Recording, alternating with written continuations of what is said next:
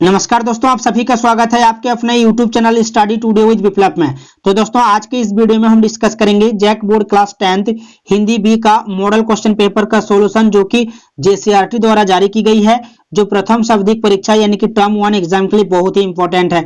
और इस वीडियो को देखने के बाद आपको पता चल जाएगा कि एग्जाम में किस टाइप के क्वेश्चन पूछे जाएंगे, क्वेश्चन का लेवल कैसा रहेगा, और इसी क्वेश्चन पैटर्न आधारित आपको एग्जाम में भी पेपर देखने को मिलेंगे। इस बार सभी प्रश्न जो है MCQ होंगे, यानी कि बहुविकल्पीय होंगे। समय मिलेगा आपको 1 घंटा 30 मिनट और आपका कुल पूर्णांक रहेगा आपका 40। प्रत्येक प्रश्न के लिए मिलेगा आपको 1 अंक, यानी कि कुल पूर्णांक रहेगा आपका 40। और इस बार कुल प्रश्नों की संख्या रहेगा आपका 40। प्रत्येक प्रश्न के लिए मिलेगा आपको 1 अंक। समय मिलेगा आपको 1 घंटा 30 मिनट। तो इस वीडियो को लास्ट तक देख लीजिए, वीडियो को लाइक करके अपने दोस्तों में शेयर कर दीजिए, और इस तरह के वीडियोस देखने के लिए हमारे चैनल में जुड़े रहने के लिए चैनल को सब्सक्राइब करके बेल आइकन को प्रेस करके ऑल पे क्लिक करके रखिए, क्योंकि इस चैनल में ऐसे ही वीडियोस मिलती रहती है। तो चलिए इस मॉडल क्वेश्चन पेपर को देख लेते हैं। तो चलिए स्टार्ट करते हैं। एग्जाम में सबसे पहले आपको खंड क और पठित बोध से एक गद्यांश देखने को मिलेगा। जैसे कि यहाँ पर लिखा हुआ है निर्देश, देखिए, निम्नलिखित गद्यांश को ध्यानपूर्वक पढ़कर प्रश्न संख्या 1 से 5 तक के लिए सही विकल्प का चयन करें। एग्जाम में जो भी गद्यांश दिया रहेगा आप लोग अच्छे से पढ़ लीजिएगा। मैं तो इस गद्यांश को पढ़ लिया हूं, डायरेक्ट जो है प्रश्न की ओर चलता हूं।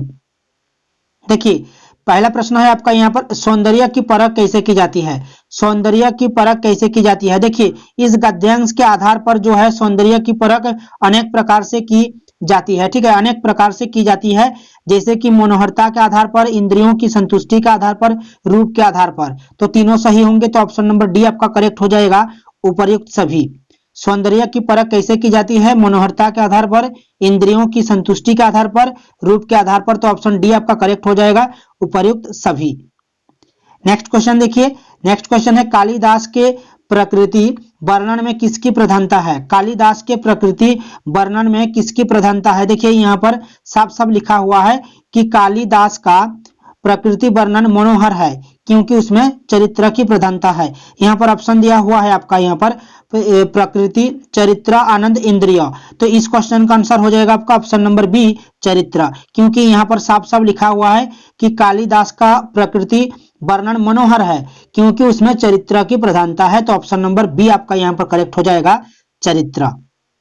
नेक्स्ट क्वेश्चन देखिए, निम्न में से कौन सा कथन कवि जयदेव के बसंत चित्रण के संबंध में सही है। निम्न में से कौन सा कथन कवि जयदेव के बसंत चित्रण के संबंध में सही है। केवल इंद्रियों को संतुष्ट करती है, इसमें चरित्र की प्रधानता है। यह चित्त को आनंदित करता है, इसमें रसास्वादन की अनुभूति है। देखिए, जयदेव के बसंत चित्रण, यहाँ पर ध्यान दीजिएगा, यहाँ पर साफ साफ लिखा हुआ है कि इस दृष्टि से कवि जयदेव का बसंत चित्रण जो है सुंदर है, सुंदर। और यहाँ पर बोला गया है कि वस्तु सुंदर और मनोहर कही जा सकती है, परंतु सुंदर वस्तु केवल इंद्रियों को संतुष्ट करती है।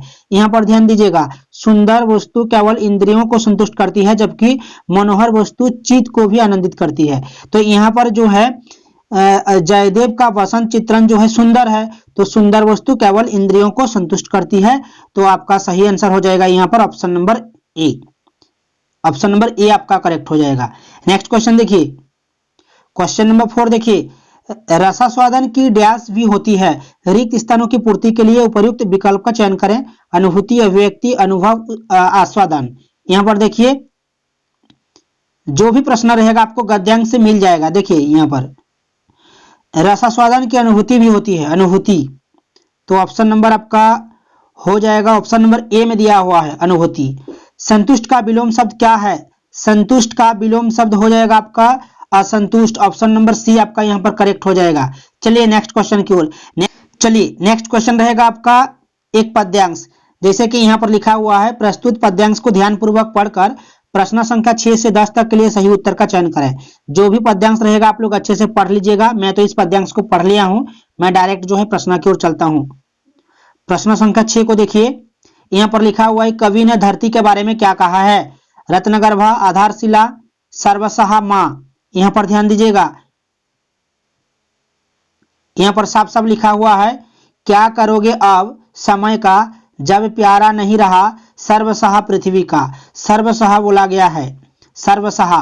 कवि ने धरती के बारे में क्या कहा है, सर्वसहा कहा है। ऑप्शन नंबर सी करेक्ट होगा। नेक्स्ट देखिए आदमकद आदमी से क्या तात्पर्य है। आदमकद आदमी से क्या तात्पर्य है। मानवीयता से भरपूर आदमी। ऑप्शन नंबर ए आपका यहाँ पर करेक्ट हो जाएगा, मानवीयता से भरपूर आदमी। नेक्स्ट क्वेश्चन देखिए आसमान की तुलना किससे की गई है। आसमान की तुलना किससे की गई है। समुद्र से, नीली झील से, पतंग से, गंदगी बरसाने वाले थैले से। यहां पर देखिए यहां पर साफ साफ लिखा हुआ है ना कहीं प्रकाश है स्वच्छ, जब सब कुछ मैला है आसमान, गंदगी बरसाने वाले, एक अछोर फैला है, कहीं चले जाओ। तो यहां पर देखिए तो इस क्वेश्चन का आंसर हो जाएगा गंदगी बरसाने वाले थैले से। आसमान की तुलना किससे की गई है। गंदगी बरसाने वाले थैले से। ऑप्शन नंबर डी करेक्ट होगा। नेक्स्ट देखिए प्राणदान। प्राणदान का क्या तात्पर्य है। प्राणदान का क्या तात्पर्य है। प्राणों से पूर्ण करने वाला, प्राण प्रदान करने वाला, प्राणों को प्रणाम करने वाला, प्राणों को छीन लेने वाला। प्राणदान का क्या तात्पर्य है। देखिए प्राण दान का जो है तात्पर्य हो जाएगा आपका प्राण प्रदान करने वाला। तो ऑप्शन नंबर बी आपका यहाँ पर करेक्ट हो जाएगा, प्राण प्रदान करने वाला। नेक्स्ट क्वेश्चन देखिए, नेक्स्ट क्वेश्चन है यहाँ पर कि कवि समय से कब और क्यों कतराना चाहते हैं। कवि समय से कब और क्यों कतराना चाहते हैं। किसी के पास सांस लेने के समय नहीं, किसी को 2 क्षण बैठने का समय नहीं, किसी को प्यार करने का समय नहीं, किसी को बात करने का समय नहीं। तो इस क्वेश्चन का आंसर हो जाएगा किसी को प्यार करने का समय नहीं। ऑप्शन नंबर सी आपका यहाँ पर करेक्ट हो जाएगा। ऑप्शन नंबर सी आपका यहाँ पर करेक्ट हो जाएगा। यहाँ पर लिखा हुआ है क्या करोगे अब समय का जब प्यार नहीं रहा। तो ऑप्शन नंबर सी आपका यहाँ पर करेक्ट होगा। चलिए नेक्स्ट क्वेश्चन की ओर चलिए। नेक्स्ट देखिए नेक्स्ट रहेगा आपका खंड ख से रहेगा आपका व्याकरण ग्रामर रहेगा। जैसे कि यहाँ पर प्रश्न संख्या 11 को ध्यान दीजिए। निडर शब्द में किस उपसर्ग का प्रयोग हुआ है। नी, नौ, नई, नी। निडर शब्द में किस उपसर्ग का प्रयोग हुआ है। तो निडर में जो है नी का जो है यहाँ पर प्रयोग हुआ है, ठीक है, नी का याद रखिएगा। कालीमा शब्द में किस प्रत्यय का प्रयोग हुआ है। प्रत्यय जो है बाद में लगता है, तो कालीमा जो है यहाँ पर इमा का प्रयोग किया हुआ है, ठीक है। कालीमा शब्द में जो है आपका इमा प्रत्यय का प्रयोग हुआ है, आपको याद रखना है। ऑप्शन नंबर डी आपका यहाँ पर करेक्ट हो जाएगा। नेक्स्ट क्वेश्चन रहेगा आपका एक संधि विच्छेद से महेश का सही संधि विच्छेद क्या है। महेश का हो जाएगा आपका संधि विच्छेद महाजोड़ ईस। ऑप्शन नंबर बी आपका यहाँ पर करेक्ट हो जाएगा, महाजोड़ ईस, याद रखिएगा। नेक्स्ट देखिए निम्नलिखित शब्दों में से किसमें विसर्ग संधि है। उज्जवल, निश्चल, राजेंद्र, दुर्गेश। देखिए यहाँ पर जो निश्चल दिया हुआ है ना, निश्चल का संधि विच्छेद होता है नी जोड़ चल, नी जोड़ चल, तो यहाँ पर विसर्ग लगेगा, ठीक है। तो ऑप्शन नंबर बी आपका यहाँ पर करेक्ट हो जाएगा। विसर्ग संधि का जो है उदाहरण हो जाएगा आपका निश्चल, याद रखिएगा। नेक्स्ट क्वेश्चन देखिए गिरी जोड़ ईस। गिरी जोड़ ईस संधि करने में से कौन सा शब्द बनेगा। गिरी जोड़ ईस संधि करने से आपका बन जाएगा गिरीश। ग में हर्षई मात्रा, र में दीर्घई मात्रा और तालेवस्स, यानी कि गिरीश हो जाएगा आपका। ऑप्शन नंबर बी करेक्ट हो जाएगा, गिरीश। नेक्स्ट क्वेश्चन है कबूतर परेशानी में इधर उधर फड़फड़ा रहे थे। कबूतर परेशानी में इधर उधर फड़फड़ा रहे थे। रेखांकित पदबंध का प्रकार है। यहाँ पर दिया हुआ है सर्वनाम पदबंध, क्रिया का क्रिया विशेषण और विशेषण पदबंध दिया हुआ है। तो देखिए यहाँ पर इधर उधर जो है ना, यह हो जाएगा आपका क्रिया विशेषण पदबंध, याद रखिएगा। ऑप्शन नंबर सी करेक्ट होगा। नेक्स्ट देखिए धनवान का विलोम शब्द क्या है। धनवान का विलोम शब्द हो जाएगा आपका अकिंचन। धनवान का विलोम शब्द हो जाएगा आपका अकिंचन। नेक्स्ट देखिए निम्नलिखित में से कौन सा फूल का पर्यायवाची नहीं है। फूल का पर्यायवाची नहीं है। देखिए फूल का पर्यायवाची होता है आपका सुमन, कुसुम, पुष्प होता है, प्रसून भी होता है, प्रसून होता है, सारंग होता है, सारंग होता है, ये सब होता है। तो यहाँ पर तनुजा दिया हुआ है, तो तनुजा नहीं होगा। तो ऑप्शन नंबर डी आपका यहाँ पर करेक्ट हो जाएगा, पर्यायवाची नहीं होगा। फूल का पर्यायवाची तनुजा नहीं होगा। ऑप्शन नंबर डी करेक्ट होगा, याद रखिएगा। नेक्स्ट क्वेश्चन देखिए। नेक्स्ट क्वेश्चन रहेगा आपका खंड ग से। खंड ग में रहेगा आपका पाठ्य पुस्तक से प्रश्न रहेगा। प्रस्तुत पद्यांश को ध्यानपूर्वक पढ़कर प्रश्न संख्या 19 से 23 तक के लिए सही उत्तर का चयन करें। प्रश्न संख्या 19 से 23 तक रहेगा आपका एक पद्यांश से प्रश्न रहेगा, पद्यांश से। ठीक है, पाठ्य पुस्तक से लिया हुआ है, तो जो भी पद्यांश रहेगा आपको पढ़ लेना है। जैसे कि यहाँ पर लिखा हुआ है, सुखिया सब संसार है, खाए अरु सवई, दुखिया दास कबीर है, जागई अरु रवई। तो कबीर दास क्यों रोते हैं? प्रश्न संख्या 19 को ध्यान दीजिए, कबीर दास क्यों रोते हैं? संसार की नश्वरता को देखकर, ऑप्शन नंबर ए करेक्ट होगा। संसार की नश्वरता को देखकर रोते हैं कबीर दास, याद रखिएगा। साखी में सुखिया, साखी में सुखिया व्यक्ति किसे बताया गया है? साखी में सुखिया व्यक्ति किसे बताया गया है? खाने और सोने में व्यस्त संसार को, खाने और सोने में व्यस्त संसार को जो है यहाँ पर सुखिया बताया गया है। तो ऑप्शन नंबर बी करेक्ट होगा। नेक्स्ट क्वेश्चन देखिए, कबीरदास के अनुसार, कबीरदास के अनुसार संसार में लोग कैसे हैं? कबीरदास के अनुसार संसार के लोग कैसे हैं? सांसारिक सुखों में लीन, ऑप्शन नंबर डी करेक्ट हो जाएगा। सांसारिक सुखों में लीन, ऑप्शन नंबर डी करेक्ट होगा। जागई से क्या आशय है? जागई, जागई से क्या आशय है? ईश्वर के प्रति सजग रहना हो जाएगा, ऑप्शन नंबर बी। जागई से क्या आशय है? ईश्वर के प्रति सजग रहना।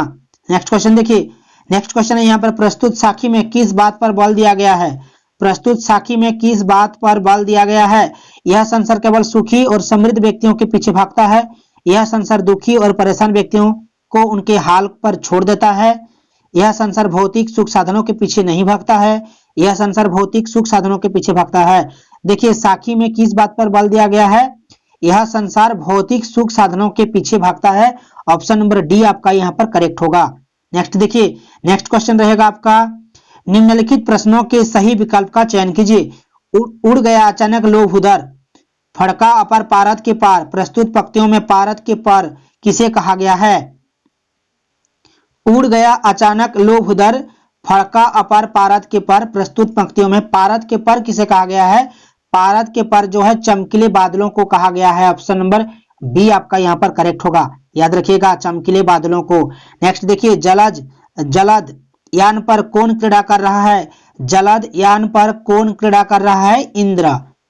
ठीक है, जलद यान पर कौन क्रीड़ा कर रहा है? Indra, option number D correct होगा। नेक्स्ट क्वेश्चन है आपका, संपूर्ण पर्वतों पर बादलों के छा जाने पर निर्झर किस रूप में उपस्थित है? संपूर्ण पर्वतों पर बादलों के छा जाने पर निर्झर किस रूप में उपस्थित है? अपनी आवाज के रूप में, हरे भरे पत्तों के रूप में, शीतल स्वच्छ जल के रूप में, पक्षियों के रूप में। इस क्वेश्चन का आंसर हो जाएगा अपनी आवाज के रूप में, याद रखिएगा, ऑप्शन नंबर ए करेक्ट होगा। उड़ता हुआ धुआं क्या है? उड़ता हुआ धुआं क्या है? साल वृक्षों की बुरी तरह से जल जाने का धुआं, बस्तियों में आग लगने के कारण उठने वाला धुआं, मनुष्यों के तेज चाल में चलने के कारण उठने वाली धूल का धुआं, गहरे काले बादलों की धुंध। देखिए, इस क्वेश्चन का आंसर हो जाएगा उड़ता हुआ धुआं का, यहाँ पर हो जाएगा आपका ऑप्शन नंबर डी में जो लिखा हुआ है गहरे काले बादलों की धुंध को बोला गया है, ऑप्शन नंबर डी करेक्ट होगा, याद रखिएगा। नेक्स्ट क्वेश्चन देखिए, मनुष्यता में कवि ने भाग्यहीन किसे कहा है? मनुष्यता में कवि जो है भाग्यहीन उस व्यक्ति को कहा है जो धैर्यहीन है, जो बेचैन हो जाता है, धैर्यहीन है, ऑप्शन नंबर ए आपका यहाँ पर करेक्ट होगा। नेक्स्ट क्वेश्चन देखिए,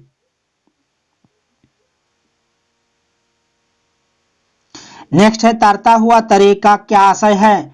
तारता हुआ तरे का आशय हो जाएगा, हमें दूसरों की उन्नति में सहायक होते हुए अपनी उन्नति करनी चाहिए, हमें दूसरों की उन्नति में सहायक होते हुए अपनी उन्नति करनी चाहिए, ऑप्शन नंबर ए करेक्ट होगा। नेक्स्ट है यहाँ पर, वीर कर्ण ने दूसरों के लिए क्या दे दिया? वीर कर्ण ने दूसरों के लिए क्या दे दिया? कवच और कुंडल दे दिया, कवच और कुंडल, याद रखिएगा, कवच और कुंडल, ऑप्शन नंबर बी करेक्ट होगा।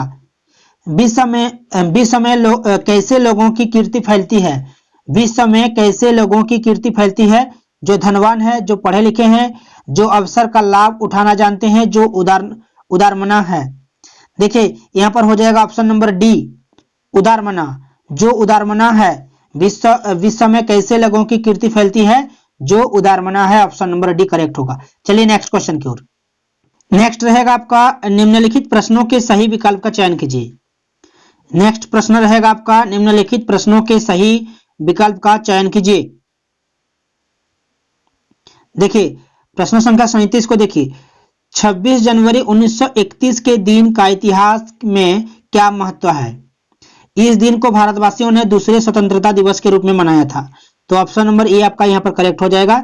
इस दिन को भारतवासियों ने दूसरे स्वतंत्रता दिवस के रूप में मनाया था। ऑप्शन नंबर ए करेक्ट होगा। नेक्स्ट प्रश्न रहेगा, सुभाष बाबू के जुलूस को कहां पर रोका गया? सुभाष बाबू के जुलूस को कहां पर रोका गया था? चौरंगी पर। ऑप्शन नंबर डी करेक्ट हो जाएगा, चौरंगी। नेक्स्ट क्वेश्चन है यहाँ पर, डायरी का एक पन्ना पाठ में जुलूस किसने निकाला? डायरी के एक पन्ना पाठ में जुलूस किसने निकाला? गुजराती सेविका संघ ने। याद रखिएगा, गुजराती सेविका संघ ने। ऑप्शन नंबर बी करेक्ट होगा। नेक्स्ट क्वेश्चन देखिए, डायरी का एक पन्ना पाठ में किस नगर के कलंक धुलने की बात की गई है?